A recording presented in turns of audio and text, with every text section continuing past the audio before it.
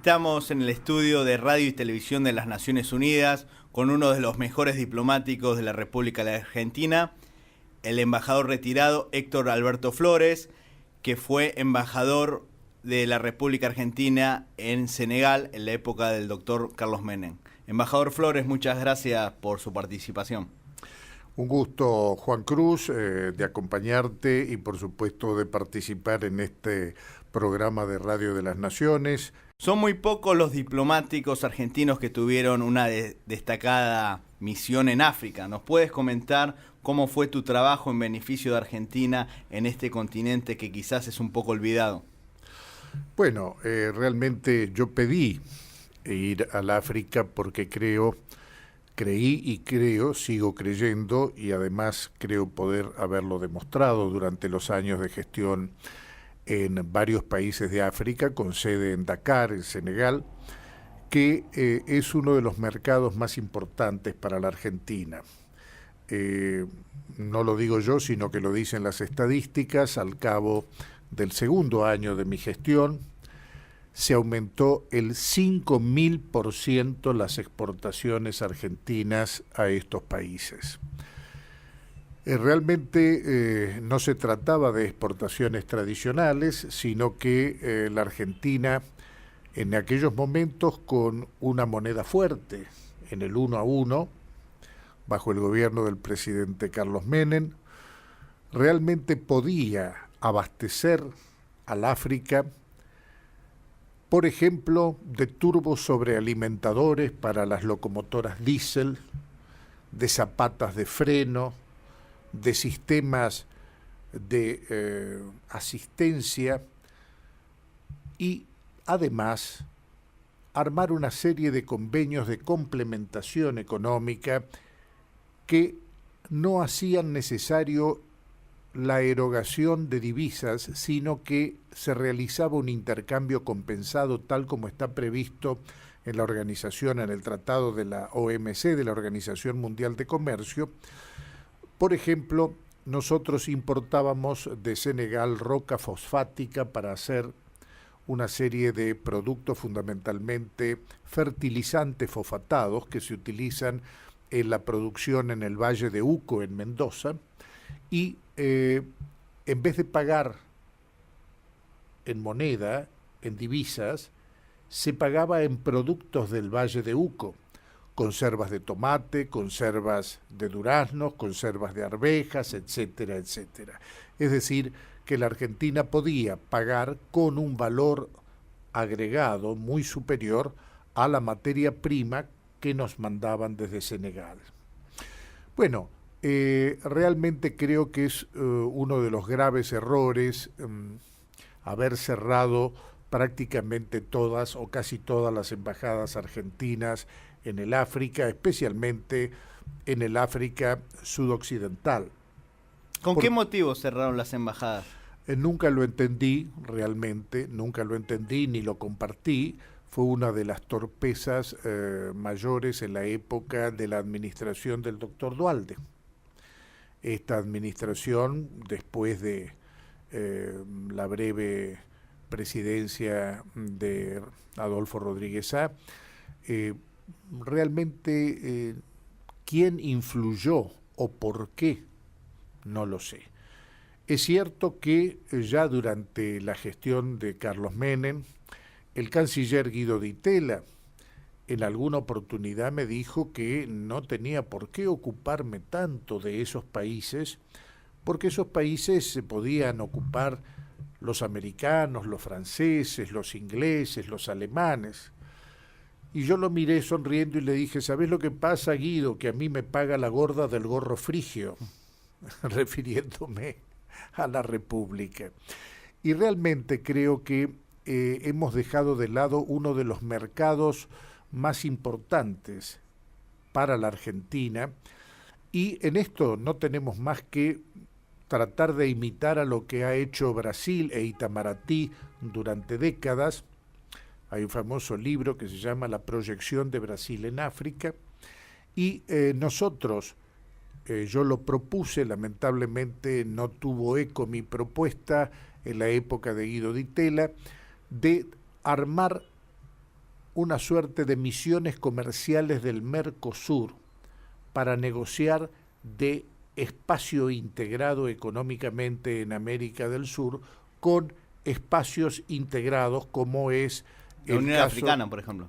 No, la Unión Africana no es un espacio económico. La Unión Africana es una suerte de OEA de África, pero sí todos los países del África sudoccidental francesa, que tienen inclusive un banco central común, que en esa época era la moneda, el franco CFA, Sí, ¿no? Que creo. CFA, sí. Pero además hemos tenido con posterioridad,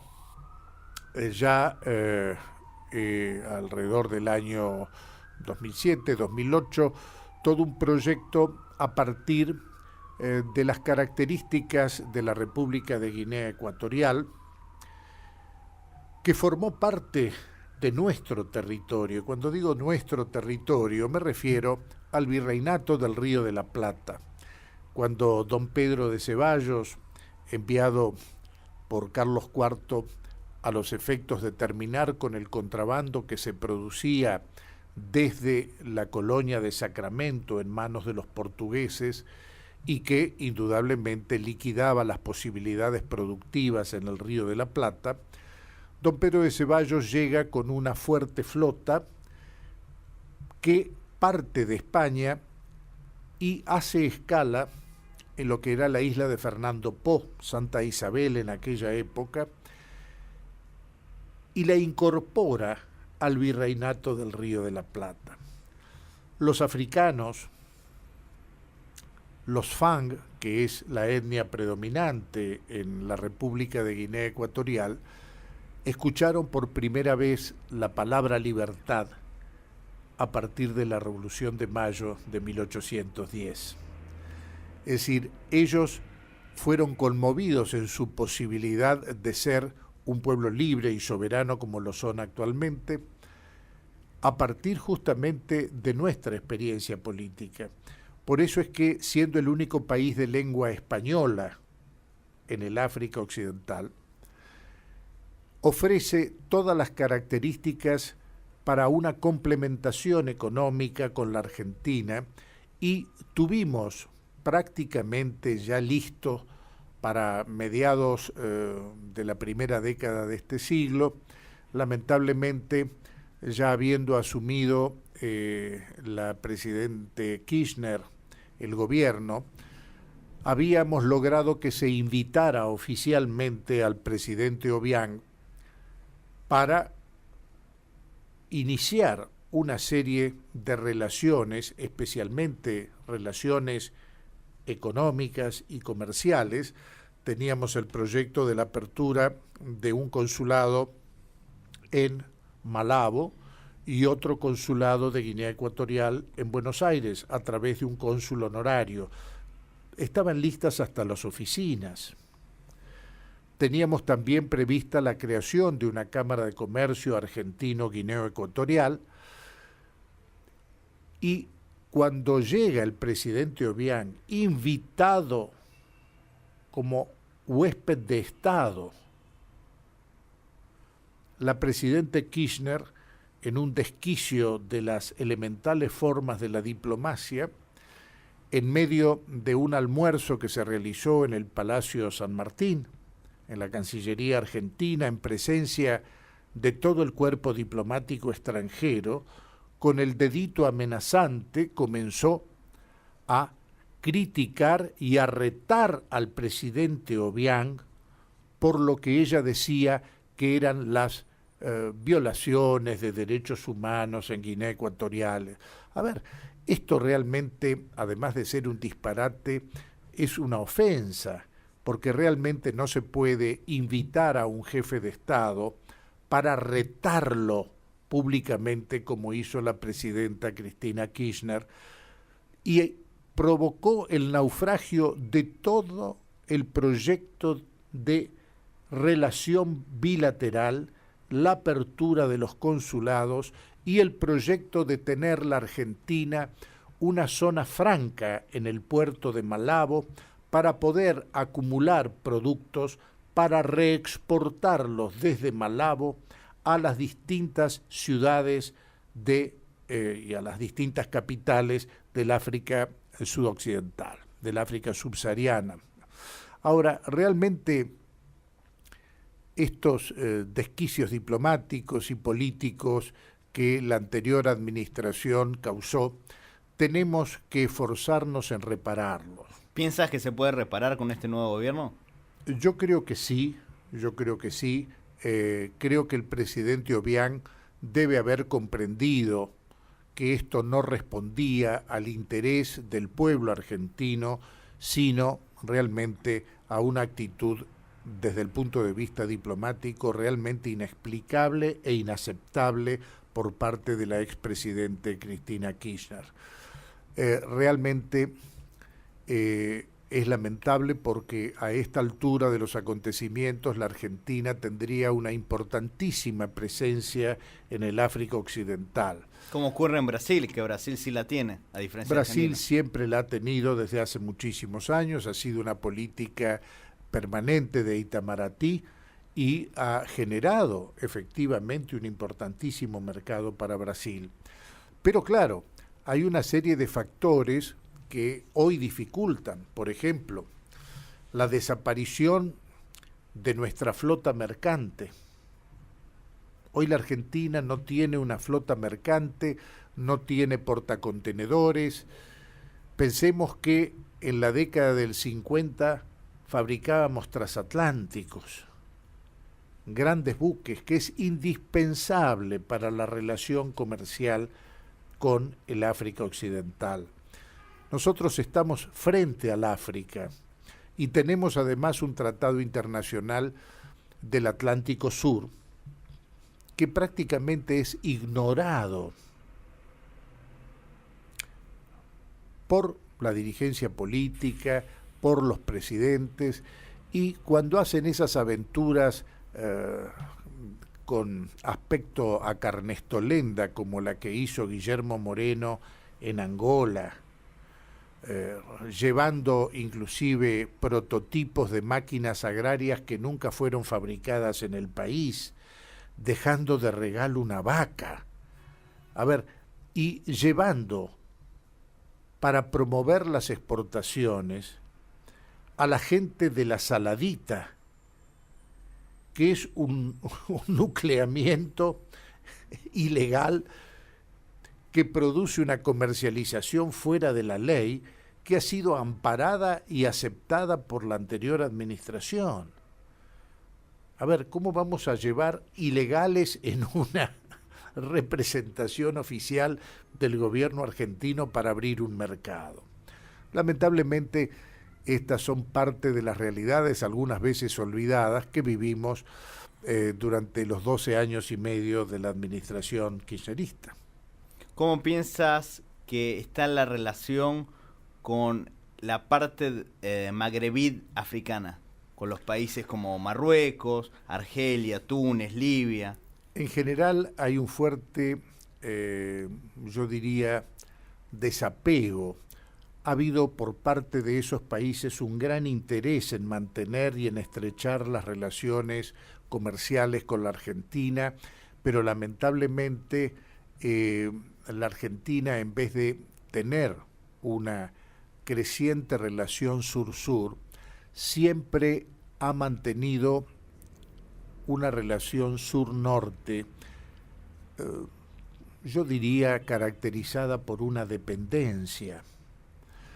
Realmente la Argentina es como que no se ha asumido como parte del sur, y creo que la diplomacia argentina debe recuperar esta tónica de la solidaridad entre los países del sur. La famosa cooperación sur-sur. La cooperación sur-sur, pero que excede la cooperación para generar mercados que bilateralmente sean interesantes para los respectivos pueblos. Realmente la Argentina tiene un inmenso mercado en el Magreb y realmente ha tenido una presencia política en otras épocas, donde realmente se admiraba aquel proyecto de la nueva Argentina justicialista de los primeros dos gobiernos de Perón, donde realmente, por ejemplo, Gamal Abdel Nasser, el egipcio, sí. el primer presidente de Egipto después del derrocamiento del rey Farouk, tenía una profundísima admiración por el general Perón y por el modelo de tercera posición que había caracterizado a la política exterior de los gobiernos justicialistas hasta la Revolución del 55, y que la recuperó a partir del 73 hasta el golpe de Estado del 24 de marzo del 76. Y también en esta zona admiraba mucho a Perón el amigo de Argentina, Muammar al-Gaddafi, quien ayudó a Argentina en Malvinas. Sin duda, pero además no solamente que apoyó, como muchos países africanos, yo recuerdo el caso de Cabo Verde, donde también fui embajador, hablando con el presidente Arístides Pereira, que fue detenido en Gran Bretaña. Fue su avión bloqueado en el aeropuerto de Heathrow, en Londres, por el hecho de que se había negado a que la flota inglesa pudiera reabastecerse en Cabo Verde para ir a luchar contra la Argentina, que había reocupado las Malvinas.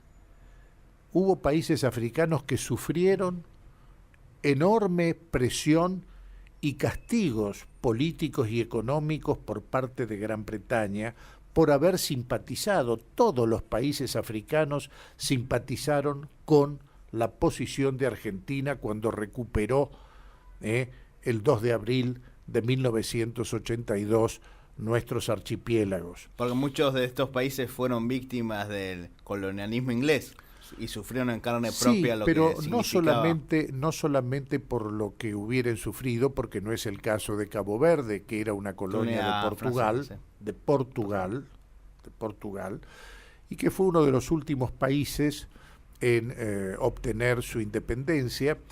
Cabo Verde se independiza recién en 1970.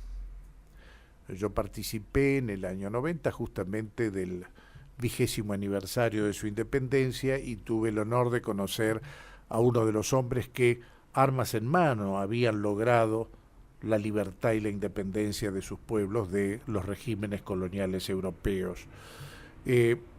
Realmente creo que hay que formular una política exterior, porque me solía decir el general Perón, con quien tuve el privilegio, como tú sabes, de tener un trato personal muy próximo. De ser uno de los mejores discípulos, hay que decir las cosas como son.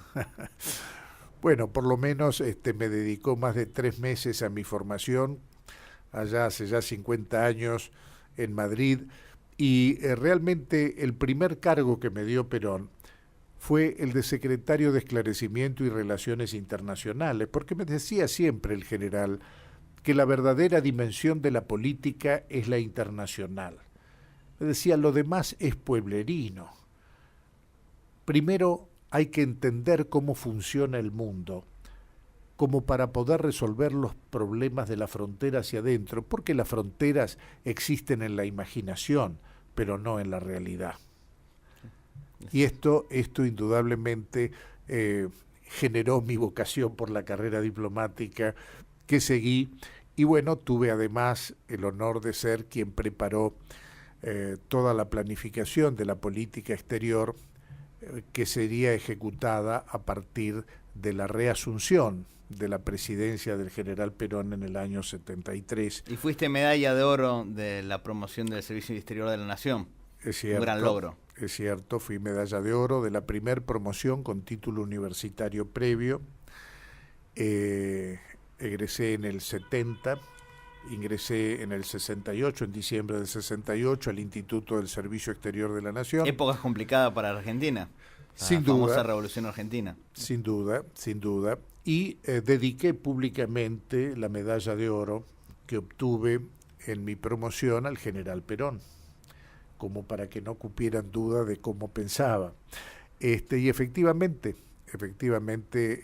Perón me confió esa gran responsabilidad y los lineamientos del plan trienal para la reconstrucción y la liberación nacional, porque jamás Perón llegó al gobierno sin tener un plan. Primero el primer plan quinquenal, el segundo plan quinquenal y en su tercer presidencia el plan trienal de reconstrucción y liberación nacional.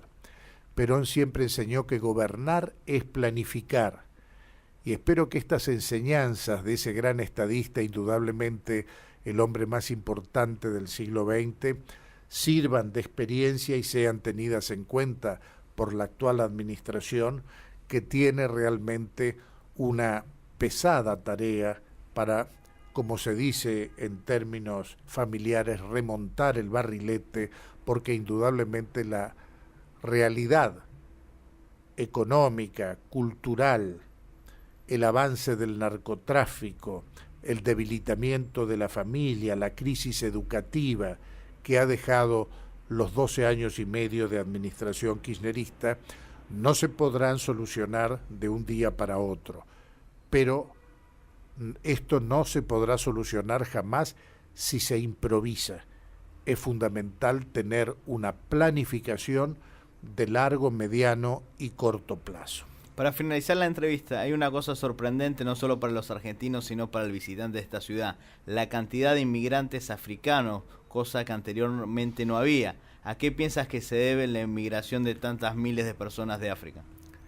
En realidad, los africanos que están actualmente en la Argentina han entrado mintiendo, porque se han presentado entrando por Bolivia, entrando desde Brasil, como refugiados políticos. Y lamentablemente la representación del Alto Comité para Refugiados de las Naciones Unidas no ha tenido en cuenta que no se puede invocar la condición de refugiado cuando no se persigue a nadie en Senegal. Uno es un refugiado cuando hay un régimen que está persiguiendo, por ejemplo, en África, a una determinada etnia, pero no. Todo esto ha sido arreglado y les ha costado mucho dinero a estos africanos llegar a la Argentina. Les cobraban $2.000 para traerlos desde Dakar. Primero llegaban a Ecuador y bajaban por vía terrestre hasta Bolivia, y desde Bolivia ingresaban a la Argentina por La Quiaca, invocando ser refugiados. A ver, uno de los grandes temas que lamentablemente todavía no he escuchado por parte de la actual administración enfocar y encarar con un sentido realista es el tema migratorio. En la Constitución de 1949, que ojalá pudiera volver a tener vigencia y que fue derogada por un decreto militar de la revolución militar que derrocó al general Perón en el 55. Nunca se ha visto que un decreto pueda derogar una constitución, pero acá en la Argentina la derogó. Y en esa constitución se decía que debía fomentarse la inmigración de origen europeo en la Constitución Nacional. ¿Por qué? Porque indudablemente que el perfil social, cultural, el genotipo y el fenotipo del argentino es justamente de este gran crisol de razas de Europa y de la lengua hispana, de la tradición cristiana y de esa cultura que no es que niegue a otras culturas, pero la Argentina es eso. Quienes construyeron la Argentina no fueron los africanos. Esto no quiere decir que no puedan venir en la medida que tengan asegurado puestos de trabajo, pero venir a la Argentina para realizar una competencia desleal con los comerciantes que pagan impuestos, que pagan alquileres, que pagan sueldos, que pagan el Cargas IVA, sociales, las cargas sociales a sus empleados, y aceptar una competencia desleal de vendedores ambulantes de mercadería entrada de contrabando.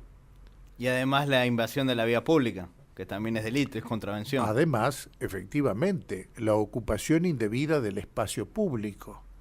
A ver, estos temas afectan el día a día, afectan la convivencia. Entonces, hay que normalizar la situación, no solamente, ahora estamos hablando de migraciones irregulares del África Occidental, pero también hay migraciones irregulares de Bolivia, de Paraguay, de Uruguay. A ver, todo esto también hay que normalizarlo. Nosotros no podemos ser una tierra de nadie. Hoy la Argentina, más que en una nación, es como un territorio con gente que entra y sale. A ver, ¿por qué se desradarizó y por qué se sacó a la Gendarmería Nacional de las fronteras norte de la República Argentina? Si la Gendarmería Nacional fue creada por el general Perón para justamente tener la responsabilidad del velo de frontera, para ser los que den seguridad a la frontera argentina. ¿Por qué se sacó la Gendarmería de la frontera y se la trajo a reemplazar a la policía bonaerense y a otras fuerzas de seguridad en el Gran Buenos Aires? ¿Por qué se sacaron los radares del norte argentino? Bueno, indudablemente todo esto tiene que ver con un tema muy grave y muy profundo, que no es tal vez hoy el momento de abordarlo, pero que es el tema del avance del narcotráfico en nuestro país de una manera sin precedentes. La Argentina ha pasado del año 2007 de estar en el puesto número 11 en consumo de cocaína per cápita. A partir del 2013 estamos en el puesto número 1 en consumo de cocaína. Somos el tercer exportador mundial y indudablemente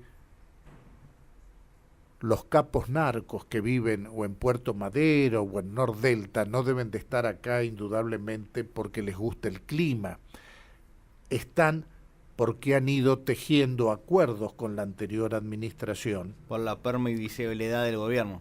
Por la permisividad, que es una permisividad que no es simplemente de un negocio de corrupción, sino que es haber negociado con los traficantes de la muerte, porque están matando y destruyendo la posibilidad de que las nuevas generaciones sean artífices de un destino común. Muchas gracias, embajador Héctor Flores, por esta entrevista en Radio y Televisión de las Naciones Unidas. Gracias a ustedes y un saludo, por supuesto, a toda la audiencia.